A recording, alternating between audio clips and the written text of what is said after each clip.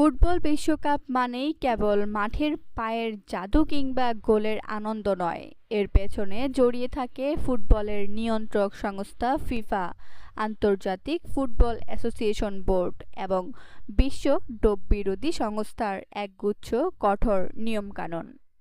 মাঠ ও মাঠের বাইরে ফুটবলারদের জন্য নির্দিষ্ট কিছু স্বাধীনতা থাকলেও টুর্নামেন্টের শৃঙ্খলা ও স্পন্সরদের স্বার্থ রক্ষার্থে তাদের মানতে হয় কঠিন সব বিধিনিষেধ। ম্যাচ চলাকালীন খেলোয়াড়দের আচরণ নিয়ন্ত্রণে রেফারিরা আইএফএবি এর নিয়ম কঠোরভাবে প্রয়োগ করেন। গোল করার পর আনন্দে গায়ের জার্সি খুললে, অতিরিক্ত সময় নষ্ট করলে কিংবা গ্যালারির দর্শকদের উস্কানি দিলে রেফারি সঙ্গে সঙ্গে হলুদ কার্ড দেখাবেন। ফাউলের শিকার না হয়েও ফাউলের ভান করা বা পেনাল্টি পাওয়ার আশায় বক্সে ডাইভ দিলেও খেলোয়াড়কে হলুদ কার্ডের শাস্তি পেতে হবে। রেফারির সিদ্ধান্তের প্রতিবাদে আক্রমণাত্মক আচরণ করা, ভয় দেখানো বা গালিগালাজ করলে হলুদ বা সরাসরি লাল কার্ড নিশ্চিত।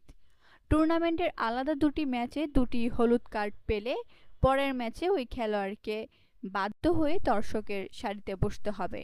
আর লাল কার্ড পেয়ে মাঠ ছাড়তে গড়িমসি করলে নিষেধাজ্ঞার মেয়াদ আরও বাড়ার ঝুঁকি থাকে।